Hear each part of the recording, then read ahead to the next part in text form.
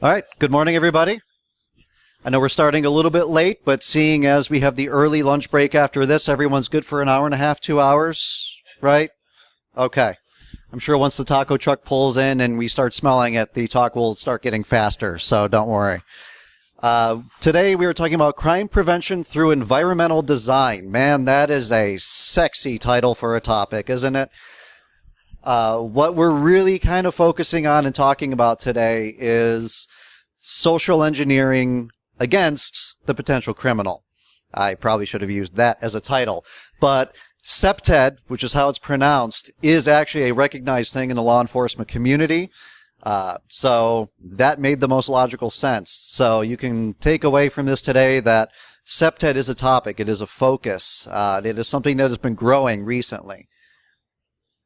Why are you listening to me? Well, I am one of the few civilians who has this type of certification, at least out of New York State. New York State offers this course through the Department of Criminal Justice Services, which is just a lovely acronym of letters up there. Beyond that, as a full-time person, I am a programmer. Yes, I despise all of you for wrecking all the things I do on a day-to-day basis. And then I turn around and do it to myself and my own company. So, I've walked the programmer side. I've walked the pen test side. I have walked the emergency management and a little bit of the law enforcement side. In a past life, a few years ago, I came here out of emergency management, where a lot of my focus and a lot of my time was fires, disasters, law enforcement, you name it. So I've kind of straddled both sides of that line, hopefully successfully. So, why do we care about CPTED? What's the point? Well, the criminal triad, the triangle. You have a victim, you have an opportunity, and you have a perpetrator. That's all we need. That's all of our lives, whether you're a security guard, whether you're pen testing, whether you're trying to defend your software. You always need all three elements. So CPTED focuses on the victims and the opportunities. If we can make our victims smarter, if we can make our targets harder, if we can close that opportunity, we're going to shrink the whole triangle. We have a smaller attack surface. Just like with our networks, we put up firewalls, we're firewalling. So that's CPTED in a nutshell. Now, where did it come from? Why did this become a thing? Over the years, I'm looking out at the audience and I'm making some assumptions about ages and age ranges. How many people remember any of these programs from growing up? You've already been exposed to this topic. CPTED is the same type of thing you see in the anti-drug programs, the night out. It's target hardening. But it's target hardening from more of a subliminal approach. And that's what we're going to focus on today. So CPTED's goals. We want to reduce our victims' fear of crime, and we want to deter the people doing it from actually doing it. Now, this actually goes all the way back to the 60s, this concept. But it's been growing in recent years. It grew up through all of these programs, and it's becoming a little more recognized. Skipped a slide there. What do all three of these things have in common? If you can't see the screen too well, electricity, water, and crime. Any guesses? Aside from the letters, they all follow the path of least resistance. Now, Ian kind of touched on this morning when he talked about Target was PCI compliant. What did it get them? Nothing. Well, it's not that it got them nothing. Target's problem was they had a very specific person who went after them specifically. And with enough time and resources, anything's penetrable. The CPTED goal, the goal of things like PCI compliance and ISO compliance and all those things that we dread hearing about when we walk into work in the morning, is to deter the person who's not going to care long enough. You have to be just strong enough for them to move on to the next target. And we're talking about crime, and a lot of us fear crime, but a lot of us fear the minority of it. The predominant portion of statistical crime is attack. It's breach of property. It's breach of private space. Case study. An adult female tenant is raped at knife point and receives a $500,000 settlement. The key takeaway there, 105 other crimes were on that same premises in 2 years. 105 reported crimes. How many of you are brave enough right now to raise your hand and say your company, your software, something that you have touched has been breached? Okay. Now, raise your hand if you pretty much can guess that you have and you just don't know it. All right. So that's happened at least once. If that happened to any of you twice, do you think you'd still be employed? Yes. Sadly, yes. Maybe not at the same place. Yeah. If it happened 105 times, do you think you'd have any credibility in this line of work?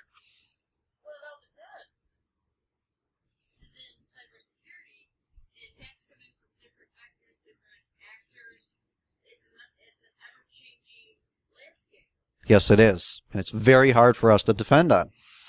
We probably have been attacked 105 times and we just don't know it.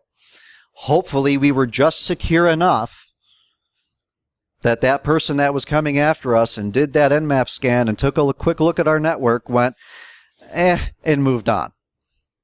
So that's our goal, because the threat landscape always changes. We need to add enough layers to keep them moving on, or keep the majority of them moving on. So, we kind of touched on this already. How is SEPTED helping a bunch of people at a hacker conference who are talking about IT and software and everything else? Well, again, going back to Ian this morning, we have to keep the physical in mind. We have to keep the social in mind, in addition to what we touch in terms of technology every day. So why is SEPTED important to us? Because all of the major frameworks and certifications have elements that point to physical security. I could keep going, but I only put a few of them on. If you're sitting here, at least one of these applies to you. HIPAA applies to pretty much everybody. PCI applies to most businesses. If you're public, you should probably be at least trying to be ISO compliant, even if you don't actually go through the process. Do you have a security team already? By sip of beer, who has a security team in place? or show of hand if you haven't gotten that far yet today. How many of you are teams of one? Yeah, that subtitle hits home, doesn't it?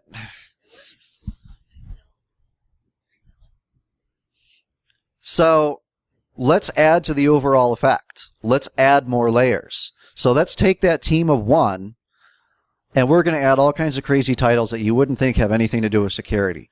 Architects, engineers, first responders, landscapers.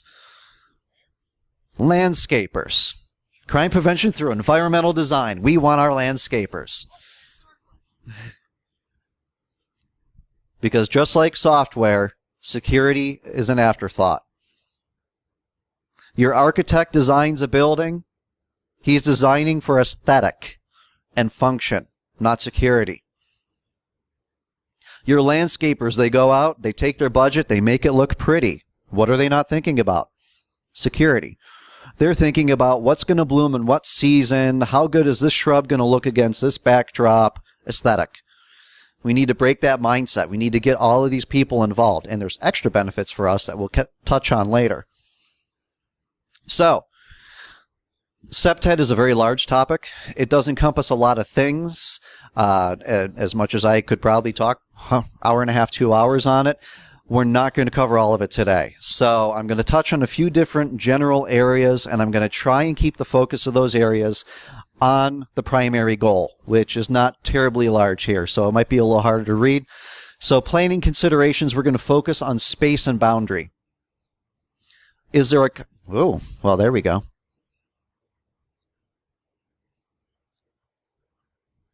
Don't bump the buttons. All right. Is there a conflict between the space you're looking at's intended use and its current use? Do you think they intended this patio to be a presentation space when they put it out here? Probably not, considering there's a tap to my right. Overflow parking. Okay, you have a parking lot designed for 50. You now have 60 people working at your company. Where are you putting those cars? On the grass, right? Okay. What do you not have in your grassy area? Pavement. What else don't you have? Lights. So now those extra 10 people come out of the office, and we all know in a couple months it's going to be dark at about 3 o'clock in the afternoon again. Now they're walking to the far end of your grassy area up against a tree line where people can hide. What do you have? A huge opportunity, because it's space being used as it wasn't intended. So, for those of you who are already in buildings, who aren't doing new construction and are going, what do I care about landscaping and architecture? That's why you care. You need to keep track of your spaces and how they're being used. This is a server room, believe it or not. It's a little hard to see in the back, I'm sure, but on the left, let's see if this works. On the left, you see a rack of shelves. And over here, you'll see some more shelves. And you know what's on those shelves? Office supplies. Do I have any CISSP people in the audience? A few. Brave warriors. Now, I'm going to quiz you, brave warriors. Name the CIA triad. What's that? Availability, integrity, and confidentiality. If this is a supply closet, is it going to be locked? Probably not. If it's a supply closet, who's going in there? Everybody in the company? What did we just violate out of the triad? Every single piece. If they have access to the server, they have access to everything. If they can unplug the server, there goes your availability. And if this particular example, if you're storing your office supplies in the same room as your server equipment, you're probably not caring that much. What do you want to bet if you walked over there and turned that screen on, you'd be logged in as root? You can tell just from the picture how much they've paid attention to it. People as environments. All right. Where do we want or not want people in our space? Where people are and where they're going can not only tell us things about someone who shouldn't be somewhere, it can also help us give a preventative feel to the space. So we have 3 types of people. Normal users.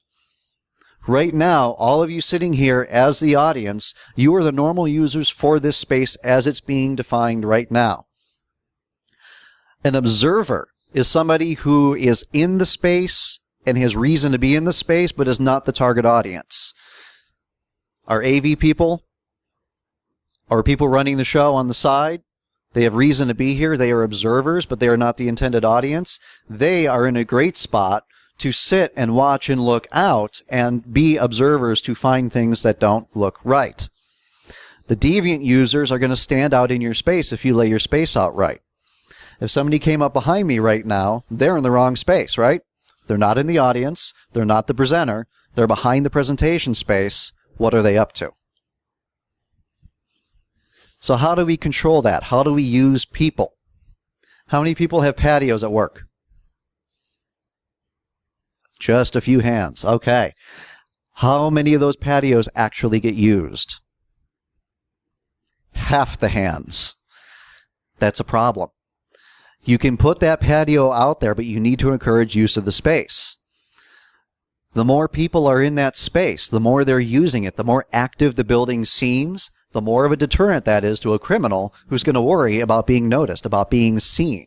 If they see people in that space, especially outside of normal business hours, if you do have extended business hours, you're putting that sign out to the criminal that, hey, this space is used outside of normal hours. There are people here. I can't really predict when. I'm going to move on to the next target.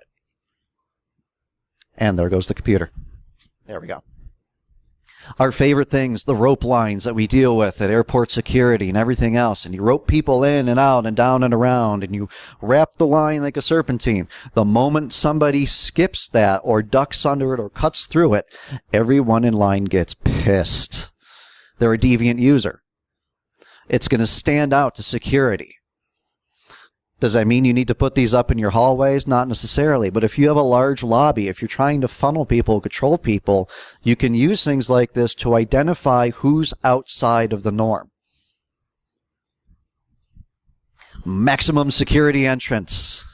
If you can't tell in the back, there is one control arm going over a driveway, and there are about 50 tracks of tires going around it on the grass on either side.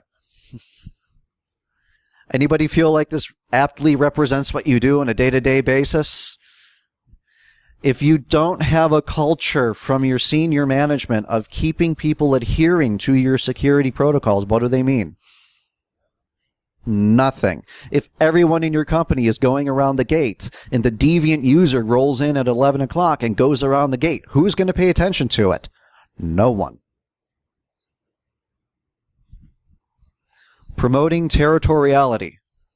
I would do that with a Bush accent if I had a better Bush accent, because it does sound like a Bush type of ism, but it actually is a word. Help your staff feel like your environment is theirs. Let's go right back to the patio example. You put a patio out, use it. Define your space. We have a fence here. We have a fence here. It kind of wraps around behind. The space is defined. You know where you're not supposed to go, the other side of the fence. If you want people to go through certain areas of your property, you're going to put a sidewalk there. If you're going to have a green space and you want people to use it, promote their use of it. Throw a picnic. Spend $50. Pull out a grill, cook some hot dogs, put them in the space you want them to use, and encourage them to use it. We have a patio where I work currently, and it actually does get used. It gets used to the point where people complain if the building maintenance guy doesn't have the umbrellas out by 11 a.m. sharp when lunch starts. And it's visible from the road. So people going by all day long see people going out for smoke breaks, people sitting outside for lunch, people outside on breaks hanging out and talking, especially after hours when we have training going on.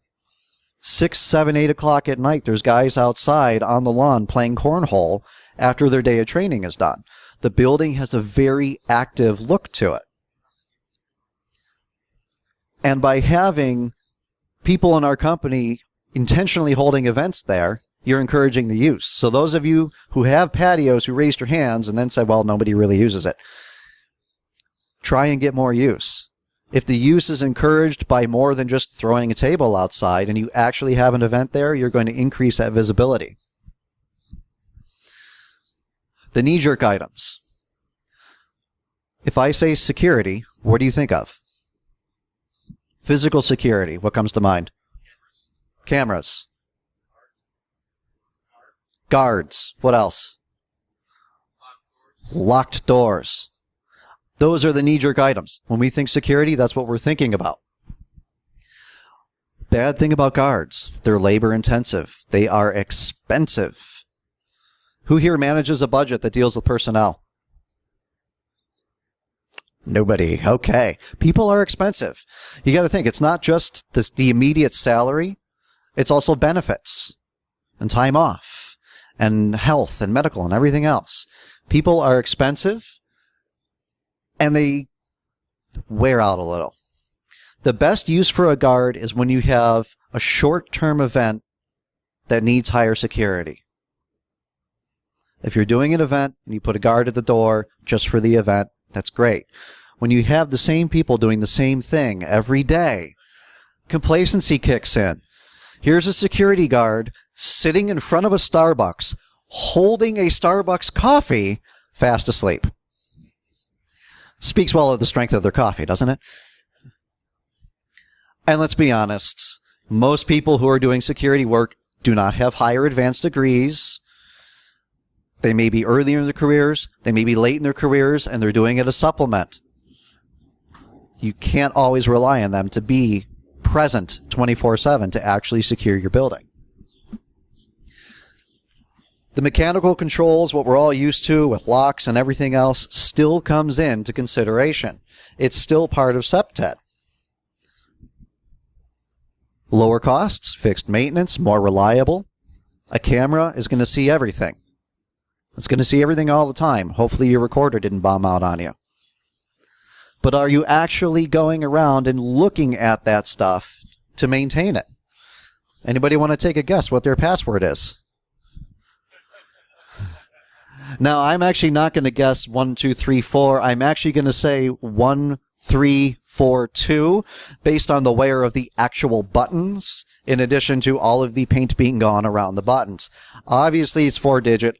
Obviously, you've narrowed it down to the 4 digits. How long is it going to take you to get through there if you just stand there for 10 minutes? Probably your third or fourth guess. What is that doing for your security? Absolutely nothing. Or you go the other direction, 20 cameras in case, or 21 cameras in case the other 20 get hacked. Are you any more secure by adding the 18th, 19th, 20th, 21st camera? Not really. Did you overspend? Oh, yeah. Do you have a lot of good toys to play with? Thank you, Windows.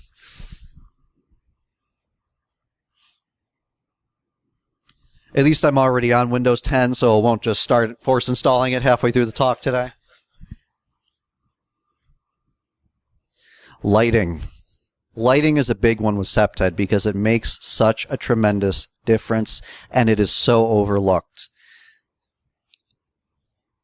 The standards for lighting of a space call for 1-foot candle in an open space, 5 in entrances and covered parking. What does that mean? Because we're used to talking in lumens. We always hear about lumens and watts and everything else. The lumen is the amount of light that's produced at the source. A foot candle is how much light is actually where you're measuring it, where you're trying to light the space up. So the minimums, the recommendations are 1 and 5. Exceed them, but don't go crazy, and we'll see why. So, quick crash course on bulb types. Incandescent, that's what we're used to. Fluorescent, that's what we have in our offices. The annoying freaking things that always make that kind of off light that a lot of people hate and can't stand. I have 4 bulbs above my desk in the 4 years I've been with the company. 2 have died, and I am just dreading the day the maintenance guy notices. It's finally a comfortable light. Metal halide. You see these a lot at large open spaces, concert venues, stadiums, car dealerships. They're the gigantic, really obnoxiously bright lights. They're really effective, but they are a little costly, and they are actually being phased out. LED is the newest norm. There's a lot of numbers up there. TLDR by LED.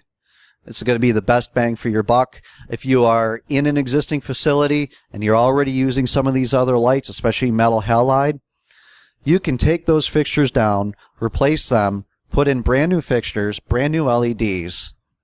Not only are you going to get a cost savings on bulb replacement, you're going to get a cost savings on power consumption. And you're going to recover that cost quick, and you're going to get more light out of it.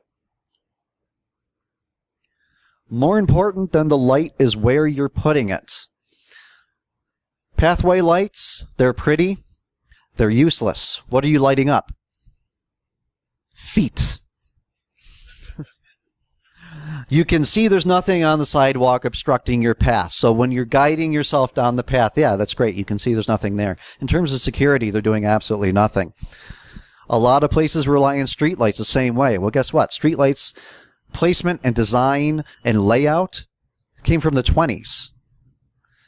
Now that cars have better headlights, the street lights aren't as necessary. And unless they've been overhauled, they're leaving a lot of dark spots. When you walk down a sidewalk at night, you're going from light to light to light. And if they're not spaced well, what do you end up with? Dark spots in doorways, dark spots right beneath the lights sometimes. I like patio bulbs like we have out here, strung up. These are a little bit more dim, but you can get some pretty strong ones. And they're great for two reasons. One, they put off a lot of light if you get bigger ones, and you have a well-lit, evenly lit space. And the lights are also defining your space. You come out here at night when all these bulbs are on the fence all the way around. You can clearly see the fence all the way around. If somebody comes over the fence, you're going to see that. Now, this is going to be really fun because it's a backlit screen for a presentation and it's dark photos. But in this photo, we see an alleyway. You can see a little circle of light here. You can see a street light down at the far end. If we didn't have such a bright day, this would look like a relatively well-lit scene. Until you go to the next slide, and you can see a person down at the end. But you can only see the figure. Why? Because they're backlit, because there's not enough light between the light at the top of the building at the end and the light over the doorway at the closer end. What else you don't see in this picture is there's actually another person right about here, and you can see their face peeking around the corner. Out here, because of the light, it's invisible. What's that? It does still drive the point very well. You can't even see the person that I swear is there. Totally legit. Here's your pathway lights. You can see the sidewalk, and they're illuminating parts of the bushes, but you have a gap about every 3 feet. It looks pretty, but from a security standpoint, it's useless. Very bright light on the front of a house. You can see the whole front of the house. Is the house secure? Yes, yeses or no's? What do we think? The house itself. Are you going to see somebody trying to get in through a window? Yeah, you are. Depends where assuming the front, assuming what we can see in the picture. If somebody's going through the front window, you're going to see them. If they are standing right next to that house or immediately behind the light, they're invisible. If you're in the house looking out, you're blinded because the light's pointing right at you. This is an example of too much light. Yes, I said go above the minimum 5 minutes ago, but there is too much, because if you put too much light against too much dark, you've created very, very sharp lines, and immediately on the other side of that line, somebody's invisible. Bright light helps mood, too. This is more from an interior idea. We are not just looking at outside perpetrators. SEPTED also tries to focus on lowering risk factors internally. So, bright lights, happiness, good feeling, happier employees. Happier employees, less likely to be threats. Natural elements. This is one of the big cornerstones for SEPTED, is the natural pieces that we can work in. Sightlines. The longer a sightline is, the more visibility against somebody trying to do something. Adding more glass. Glass adds to sightlines. How many people have been down and gone by a 7-Eleven? You can't even tell if there's somebody in the store because they have 800 different ads on the windows. So here's an example of a good sightline. This is from an office building. This is an over-the-road walkway for pedestrians. And they have some trees, and they have some lushness, and they have well-defined walking areas. But they have a very long sight line all the way down this path. So if you're somebody who wants to do something malicious, and you think you're just going to hide in those trees and jump out at somebody walking down the walkway, and you're walking down it yourself, they're going to look around and realize there's all these buildings around them. It's a very long sidewalk. There's a very good chance that they are going to be seen. What are they going to do? They're going to go somewhere else. They don't want to be seen. This is a good and bad example. This is an example of a really good long sight line. You can see end to end through this tunnel. You can even see the top of the stairs at the far end, which means people up on the sidewalk level, the tunnel is large enough that they can see down and through the tunnel to the other side. This is, however, another bad example of lighting. The people in the tunnel are entirely shadowed. You can't make out their faces. You can't make descriptions. So here's a good storefront in terms of windows. It's a store. They want their advertising. They have advertising all over the windows, but they have a nice gap beneath their ads and above the ground. So nobody can be crouched behind the posters right in front of the store.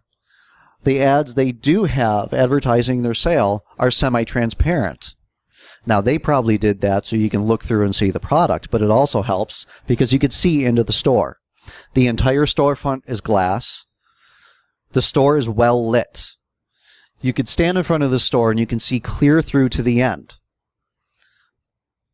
If I'm a cop car driving by and I can see all the way through the store, I'm going to see if something's going on. If I'm a criminal and I want to try and hide in this store and try to wait till after hours and do something, I'm going to know I'm well lit and I'm going to know that the glass can be seen through. I'm probably not going to go here. I'm going to go here. I'm not even familiar with this store. I don't know what they sell. And because of the way they covered the windows, I still don't know what they sell. You can't even see in. From a marketing perspective, this would be a nightmare. Great, I know. 70% off of what? So for those of you trying to convince these changes, do we have any retail people here who manage storefronts, who deal with storefronts? No, didn't think so, but it was worth putting out there. You know, these changes in your buildings, we all have glass in the buildings. It's required to have the natural light get in. The more glass you have, the more light. More light, happier people. Better lighting, better security. Everybody wins. Paint color. There's an odd topic for security conference, isn't it? What do we care about paint? How is paint going to help us? Is there good lighting out here? There seems to be. We don't know what it would look like at night because luckily it's midday. If this building right next to me was painted black, once night came and we turned the lights on, is it going to do any good? Not on this wall. You can throw as much light as you want on something painted a dark color at night. It's still a dark color. It's still going to absorb the light. If it's absorbing the light, we're wasting money on lights. We're wasting money on powering the lights. So if you paint lighter colors and you keep your building aesthetic bright, you're going to help your security, and you're going right back to helping mood. I'm sure everyone here has at least once heard about how mood and color interact, and you know, red makes people angry just like bulls charge at it, and all that good stuff. But it is true. There is a lot of evidence and research behind this that demonstrates how color can have an impact on people. Use it to your advantage. Foliage. The trees. I was talking to somebody about foliage earlier. I'm sure he's back there somewhere. What do we care about trees? Well, if they're taller and they're underneath your lights, what did you just do? You blocked your lights. If you're walking down the sidewalk and you walk past a house that has bushes that come 5 feet up off the ground, can somebody be behind there? Not only are they behind there, but they can be in an attack-ready position because they're not trying to hide. They're not trying to crouch down or lay down. So the recommendations from SEPTED is shrubbery and low-lying plants should be below 3 feet. Below 3 feet, it's hard to stay behind. It's hard to hide behind. Any position you're in at that point, even if you are making the risk and trying to hide there and stand there, it's going to take you a second to get up. You're going to expose yourself. Same thing for trees. Keep your branches above 8 feet. Above 8 feet off the ground is going to be very difficult for somebody to climb and hide in the tree, but you're also raising your sight line for anybody on that ground level. If all the trees are 8 feet high, all the way down, you have that guaranteed visibility. This is a pretty good yard. They've put some brush out. You can see the brush line and the plants not only at the immediate property line, but also a second row and then a third row at the back. And you can kind of see a little bit of a path right here. So obviously, whoever has this property goes out, they walk their property, they walk their acreage. But they have defined the outside boundaries of their space by putting up bushes. Now, if you're somebody checking out a neighborhood and you come up this pathway in the back and you see 1, 2, and then you have steps. You have 3 physical barriers that you perceive before you even get up to the house, it feels more protected. There's more layers that you have to get through, and that's what we're trying to do. Here's a good example of trees cut to the right height. You can see all the way down, all the way through all the trees. You can see through the trees to the cars and everything on the other side. The plants are lower. The fence is lower. The fence also has slats on it, so you can actually see through the fence. Does anybody remember the guy that got over the White House fence? I think it was about a year ago, and he actually made it all the way in. Did you sit there? This is fun. Did you sit there and wonder why they haven't just put up like a huge 8-foot tall solid brick and steel wall that you just couldn't get over? Why don't they do that? They did increase the height, but they still kept it open for visibility, because their security people on the inside aren't going to know someone's trying to breach until they've breached. They also don't know how many people are still trying to breach. So having that transparency through it gives it permeability, but also security. They still have very tall metal bars that are hard to get through and hard to get over. Organizational, isolating assets within your company. Vehicles. Your employees' vehicles might as well be your property. How many people have taken work home with them? How do you get that work home? In your car. Then you come back the next day and it's in your car and you're taking files back and forth. And where do they end up living? In your car. So if you're not protecting your employees' cars and your employees' cars get broken into, what happens? One, you have an unhappy employee who may start looking elsewhere if they don't feel secure. Two, you just lost corporate assets. So you need to protect your parking lot just as much as you protect your building. Make sure it's well lit.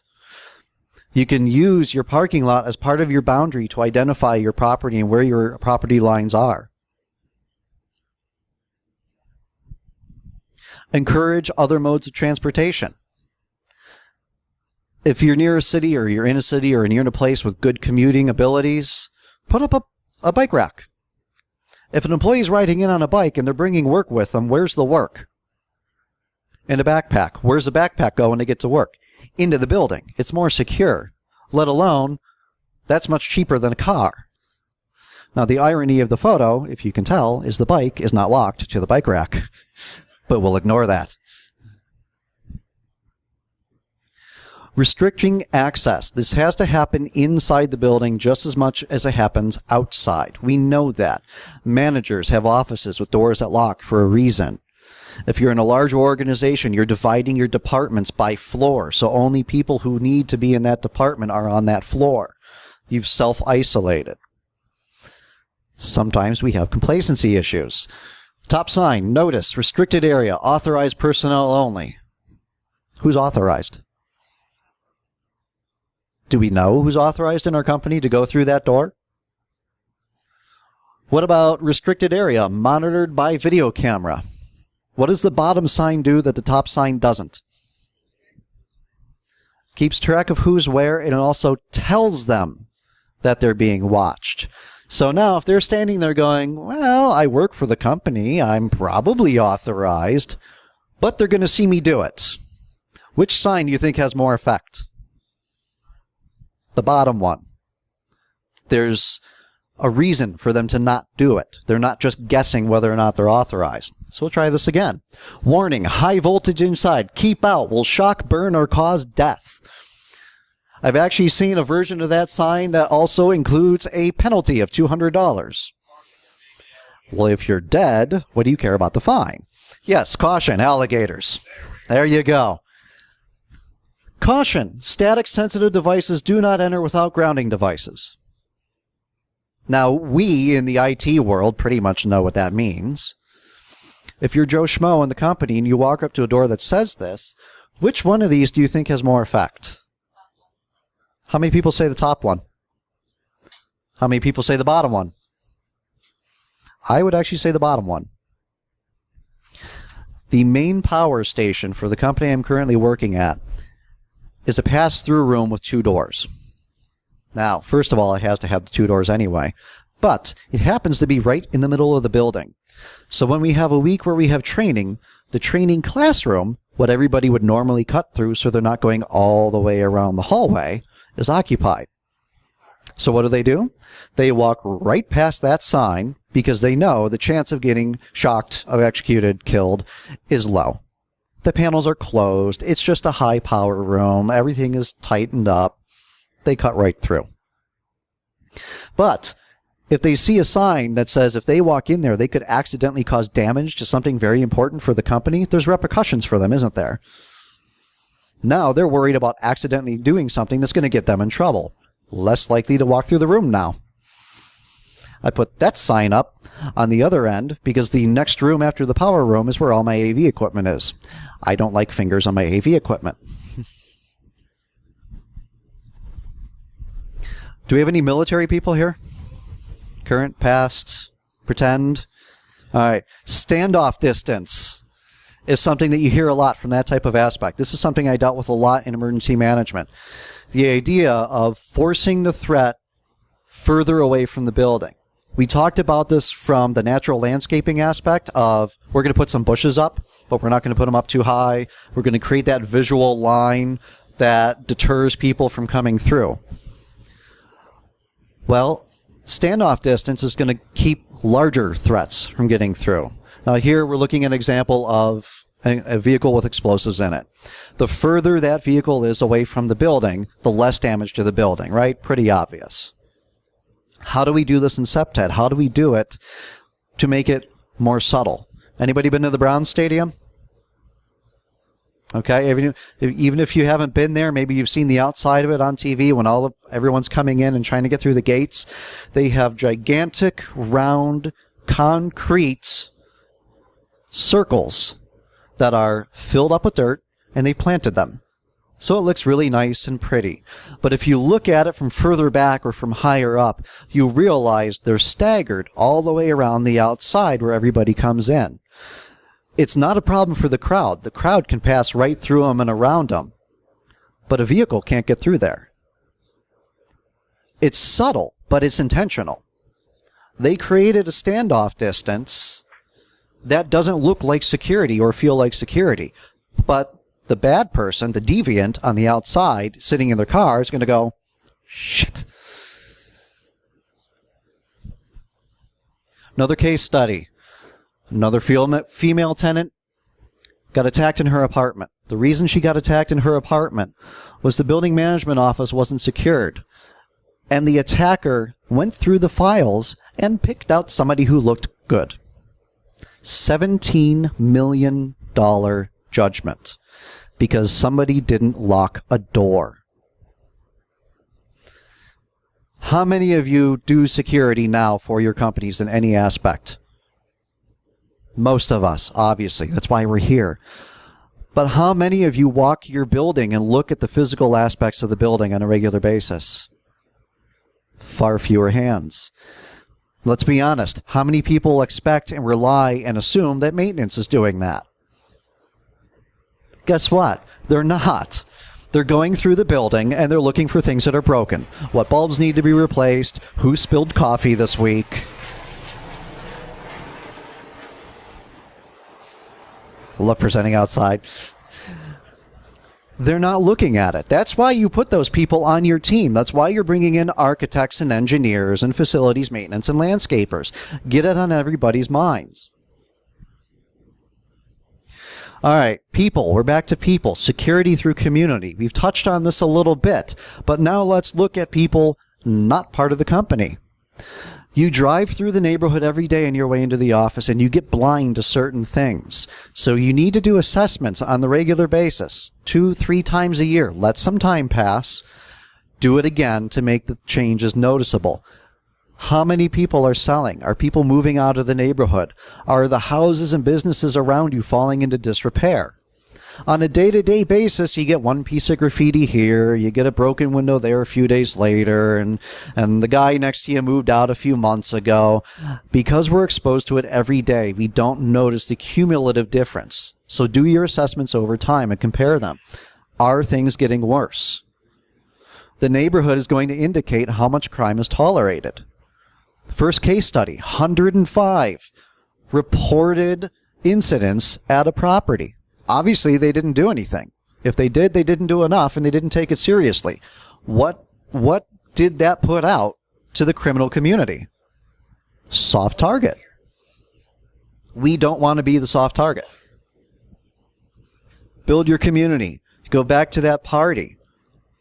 You want them in the space? You want to encourage use of the space? Throw a picnic in that space. What else happens at the picnic?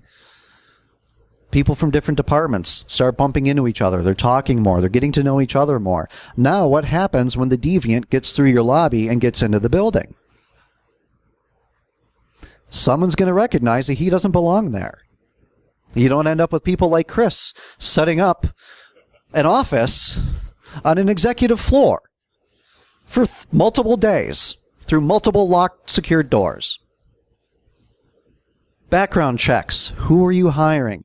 Now, I currently work in the staffing industry, so background checks are a little bit of a touchy subject right now. It's probably the case for a lot of you, but still do them. Another case study. Once the screen comes back, we'll give it a moment. There we go. A tenant has issues with an attack. But the tenant goes, well, it's not my building. I'm not responsible. Landlord 1. The landlord's not responsible for the rented space of the tenant. I just did the wrong case study. This case study, there was the janitor. Janitor's background wasn't checked. Janitor was the problem. Guess what? The janitor's an internal employee. What does every janitor have? Access to everything. You didn't do a background check on someone you just gave the keys to your company to? So, I tried to cram a lot in. I tried to at least glance off of most of the topics. How do you defend going back to your bosses and your managers and your supervisors and doing all of this kind of spending? Well, do your risk assessments. How many times have you heard that already today? You know, train A leaves the station at 10 a.m., train B, blah, blah, blah. Do the math. Do your risk. Do your analysis. Run the numbers. If you can establish your risk and you can establish a dollar value and you can establish your risk after implementing these things. Hey, let's spend a few $100 on lights. It's going to reduce our expense on electricity. In the long run, we'll save thousands. Oh, and it's going to reduce our risk because of this study that tells us this is the amount. Guess what? You save the company money and you're better protected. What manager is going to say no to that?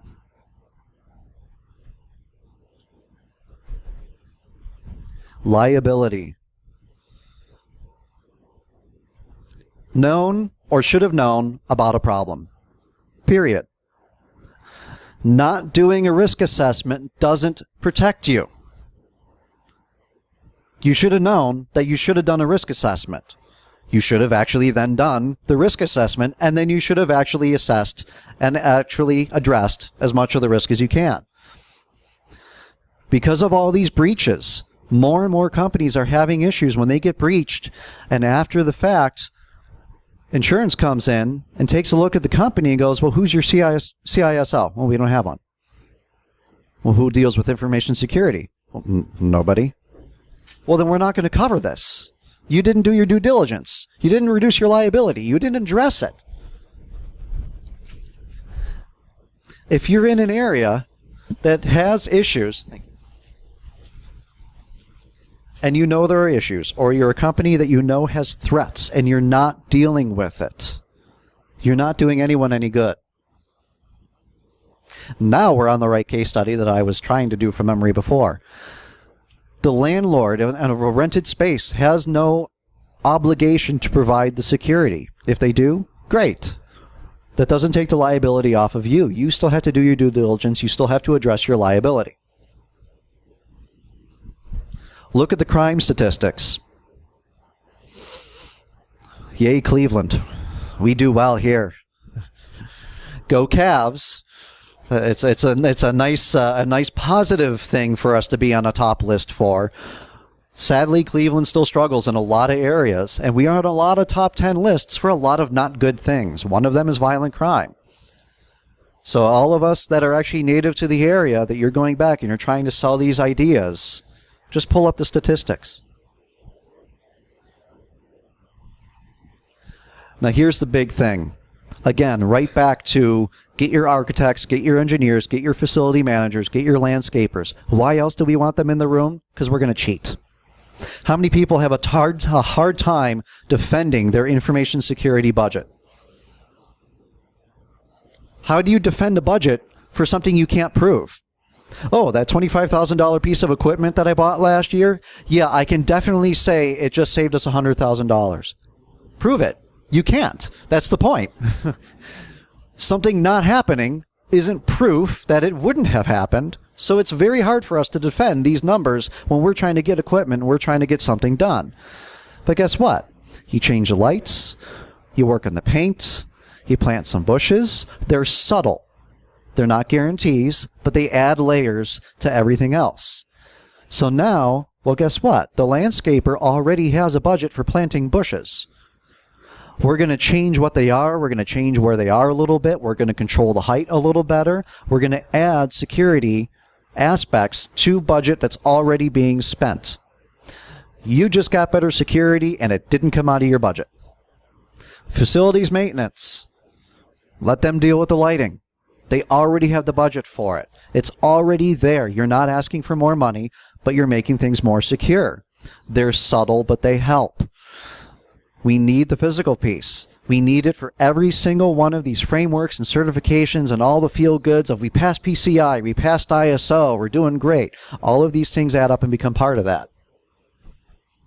If you want to read more on this, here's a few good sources. Like I said, this topic has been around in some form or another since the 60s.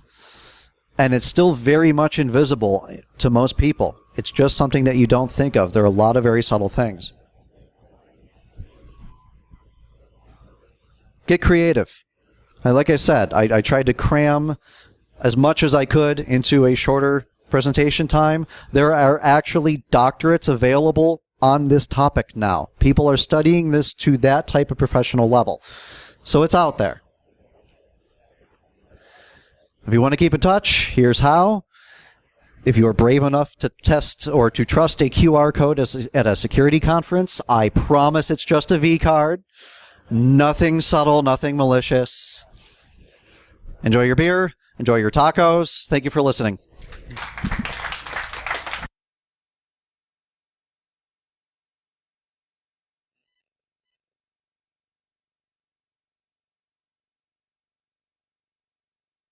Forgot to ask, does anybody have questions?